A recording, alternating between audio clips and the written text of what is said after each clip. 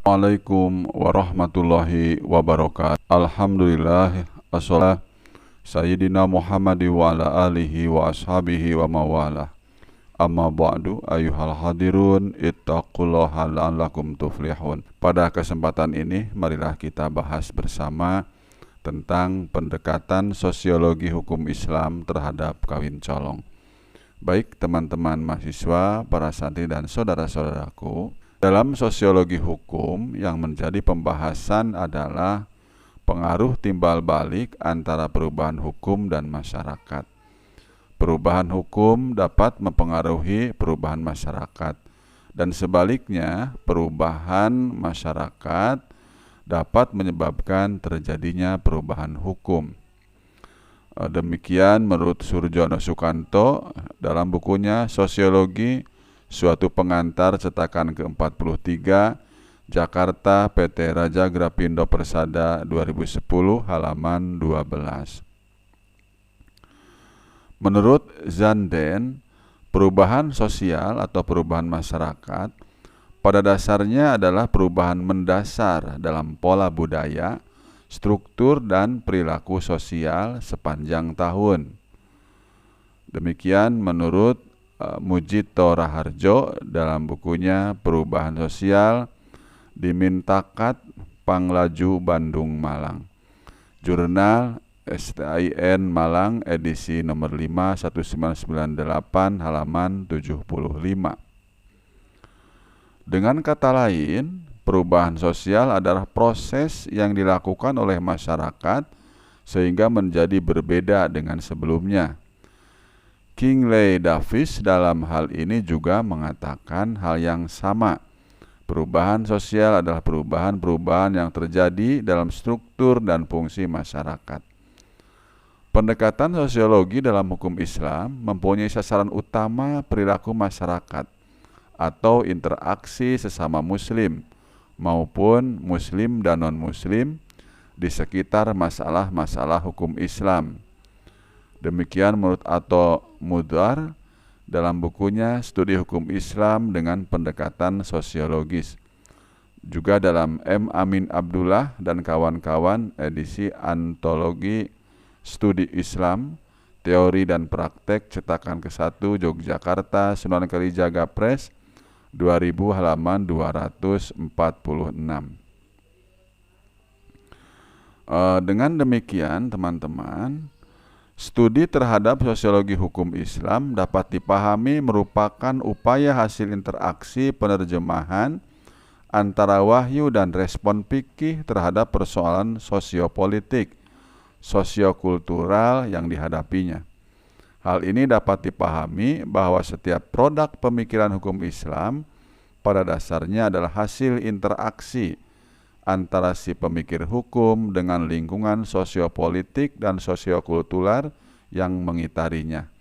Oleh karena itu, produk pemikiran bergantung pada lingkungan itu.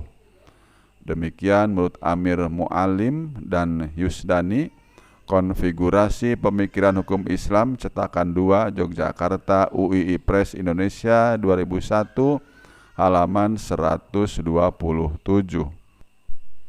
Dalam konteks kawin colong merupakan fenomena sosial pada wilayah perkawinan, yaitu perkawinan adat yang di dalamnya melibatkan beberapa komponen masyarakat atau keluarga.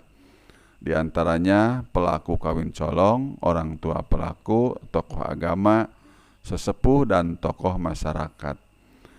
Fenomena sosial ini karena pada tataran implementasinya, kawin colong selain menimbulkan ketegangan sosial di antara kedua belah pihak keluarga pelaku, juga menimbulkan perdebatan dalam segi nilai di kalangan masyarakatnya, sebagaimana yang dijelaskan pada saat lain. Kemudian jika dilihat dari implikasinya, realiti sosial menunjukkan bahwa dengan kawin colong, segala persoalan yang dianggap sulit dan cenderung ribet dalam pelaksanaan pernikahan justru dirasakan lebih mudah dan lebih cepat, meskipun didahului dengan negosiasi yang alot. Selain itu, perkawinan berjalan lebih cepat Ini sangat baik untuk dilakukan guna mengantisipasi terjadinya kemaksiatan dan menimbulkan fitnah di masyarakat. Dari hal yang demikian ini, maka kawin colong bukan sebuah tindakan yang tercela. Artinya tidak ada soal jika masyarakat Osing mentradisikannya.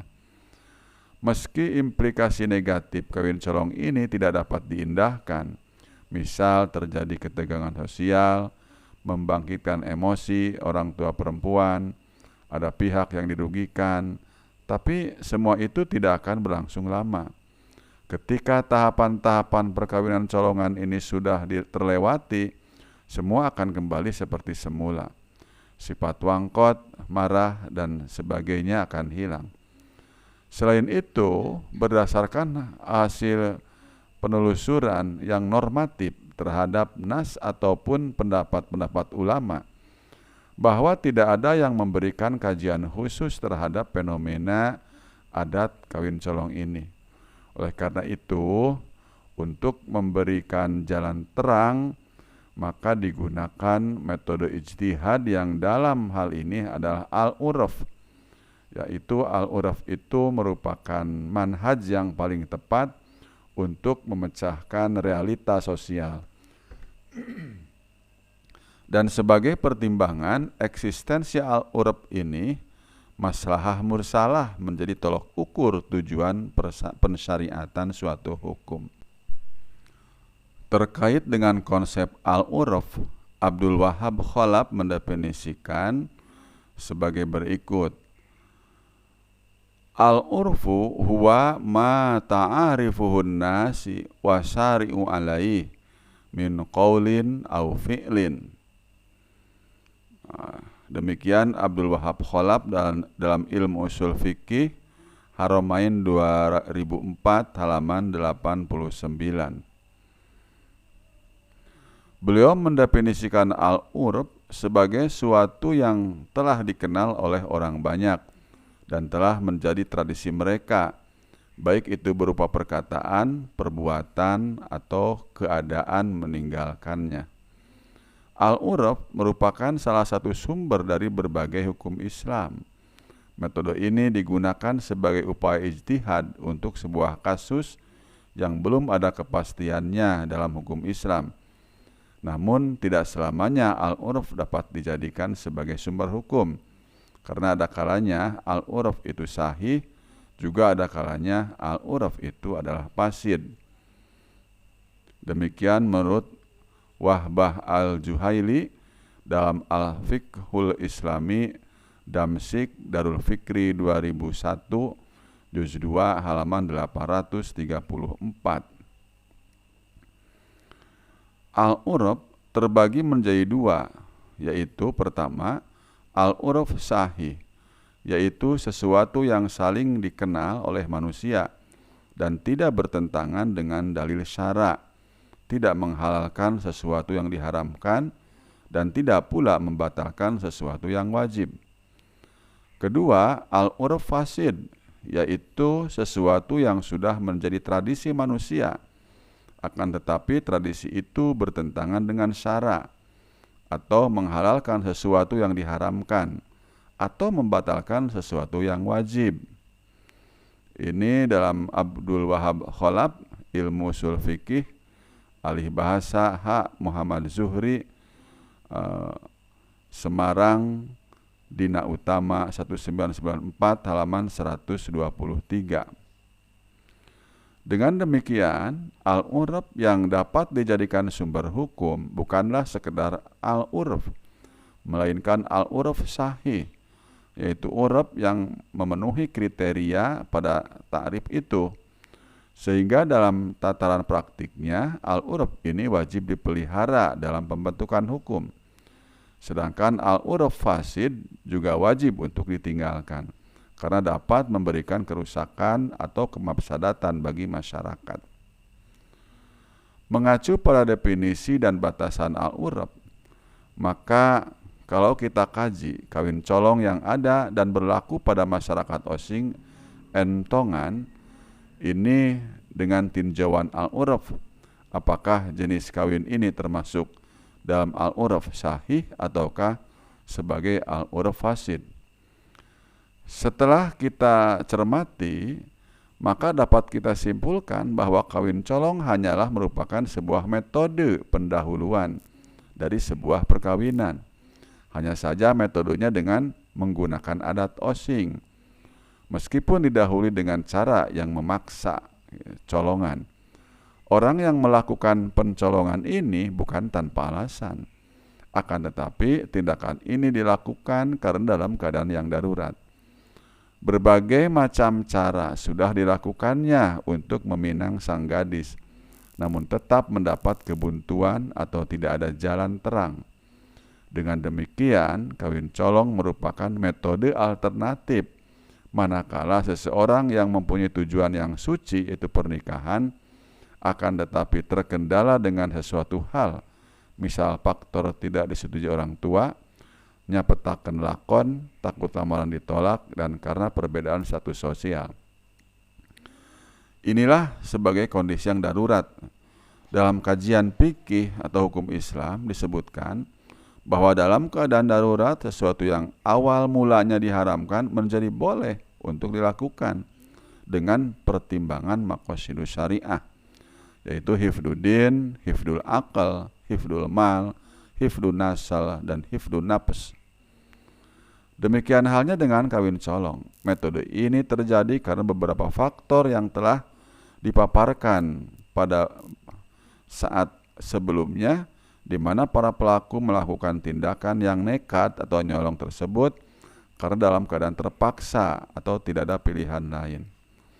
Dengan demikian, maka mereka melakukannya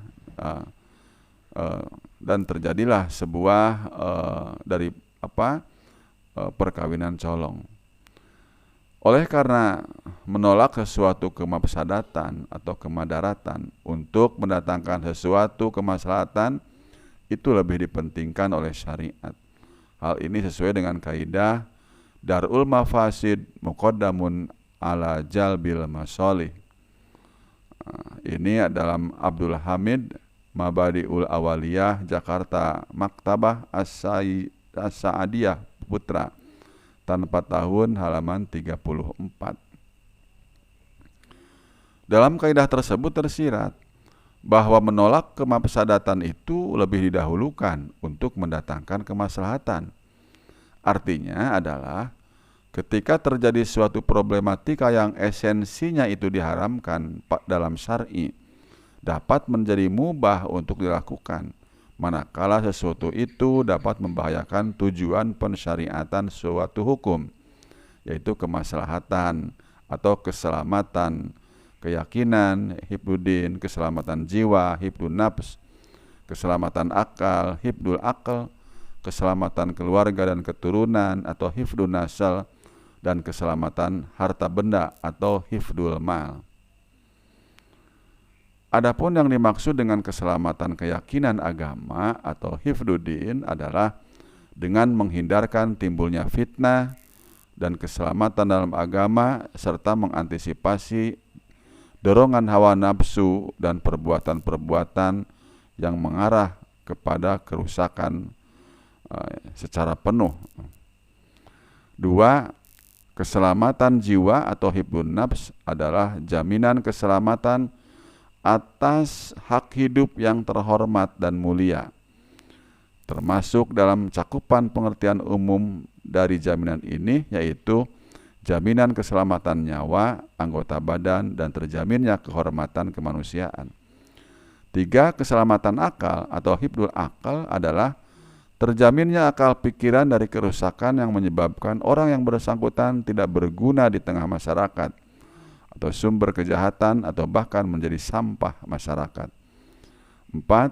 Keselamatan keluarga dan keturunan atau hifdun nafs adalah jaminan kelestarian populasi umat manusia agar tetap hidup dan berkembang sehat dan kokoh, baik pekerti serta agamanya. Hal itu dapat dilakukan melalui penataan kehidupan rumah tangga dengan memberikan pendidikan dan kasih sayang kepada anak-anak agar memiliki kehalusan budi pekerti dan tingkat kecerdasan anak-anak agar memiliki kecerdasan yang memadai. 5. Keselamatan harta benda atau hifdzul mal adalah dengan meningkatkan kekayaan serta proporsional melalui cara-cara halal, bukan mendominasi kehidupan perekonomian dengan cara yang dolim dan curang. Bisa kita lihat pula dalam Muhammad Abu Zahroh, penerjemah Saifullah Maksum dan kawan-kawan, Usul Fikih cetakan ke-7 Jakarta Pustaka Pelajar 2008 halaman 425-426. Dari segi 5 makosid tersebut, pengimplementasian kawin colong merupakan salah satu usaha untuk menjamin keselamatan manusia dari segi kejiwaan atau hifdzun nafs, dan keselamatan keluarga dan keturunan atau hifdzun nasl. Adat kawin colong termasuk dalam upaya menjamin keselamatan jiwa atau hifdzun nafs, dikarenakan adat ini ternyata memberikan dampak yang sangat serius manakala tidak diindahkan oleh masyarakat osing. Bagaimana tidak, para pemuda dan pemudi yang telah menjalin hubungan percintaan atau pacaran selalu berdua-duaan tanpa ada sebuah ikatan yang jelas, tanpa diketahui oleh orang tua. Tidak ada ikatan perkawinan yang sah. Dan inilah akan menimbulkan fitnah, bahkan akan meresahkan di masyarakat. Selain itu, untuk mengantisipasi dorongan nafsu dan hubungan para pemuda osing, adat ini bisa terus dilestarikan eksistensinya daripada berujung pada sesuatu yang tidak diinginkan, misal perzinahan atau hamil di luar nikah. Sedangkan dari keselamatan keluarga dan keturunan atau hifdzun nafs, adat ini akan memberikan dampak yang baik bagi masyarakat osing. Hal ini misalnya ketika orang tua tidak menyetujui kawin colongan anaknya, tindakan tersebut akan menyebabkan anak melakukan jalan pintas, seperti melakukan hubungan badan di luar nikah, dengan mengambil sebuah alasan bahwa kalau dia pemuda melakukan perbuatan tersebut, mau tidak mau orang tua akan menyetujuinya. Inilah yang merupakan bahaya manakala paradigma tersebut terlintas pada pikiran mereka. Hal ini sesuai dengan kaidah idza ta'arudi mafasadatani ru'iya i'dhamahuma bartakatibahuma ikhfahima. Abdul Hamid Hakim dalam Mabadi Awaliyah halaman 34. Bahwa apabila dua hal yang mafsadat saling bertentangan, maka dianjurkan untuk mengutamakan mafsadat yang lebih ringan dampaknya. Kaidah inilah yang sepertinya sesuai dengan adat kawin colong ini. Ketika terjadi sebuah perdebatan tentang hukumnya antara boleh atau tidak untuk diimplementasikan secara kontinu oleh masyarakat osing. Setelah melakukan bahasan tersebut, maka akhirnya dapat disimpulkan bahwa kawin colong merupakan al-urab yang baik atau urab sahih. Hal ini berdasarkan pada realita implementasi kawin colong yang tidak ada penyimpangan dari kriteria al-urab yang mu'tabaroh, sebagaimana yang telah disebutkan tadi, yaitu tidak bertentangan dengan nas, tidak menghalalkan sesuatu yang haram, tradisi itu sudah dikenal umum dan tidak membatalkan sesuatu yang wajib. Jadi tradisi kawin colong itu hukumnya boleh atau mubah, karena pada tataran praktiknya lebih banyak mengandung maslahat gitu, daripada madaratnya. Bahkan menjadi wajib hukumnya apabila tradisi ini dipraktikkan oleh masyarakat osing, manakala pemuda osing telah mampu baik dari segi rohani, batiniah maupun jasmani lahiriah untuk melakukan pernikahan. Akan tetapi terdapat sebuah hijab yang menghalanginya, yang apabila keinginan tersebut tidak dilakukannya, dikhawatirkan akan terjadi sebuah perzinahan, seperti tidak disetujui oleh orang tua atau hanya karena faktor perbedaan status sosial. Demikian teman-teman bahasan kita pada kesempatan ini mengenai pendekatan sosiologi hukum Islam terhadap kawin colong. Semoga bermanfaat. Wassalamualaikum warahmatullahi wabarakatuh.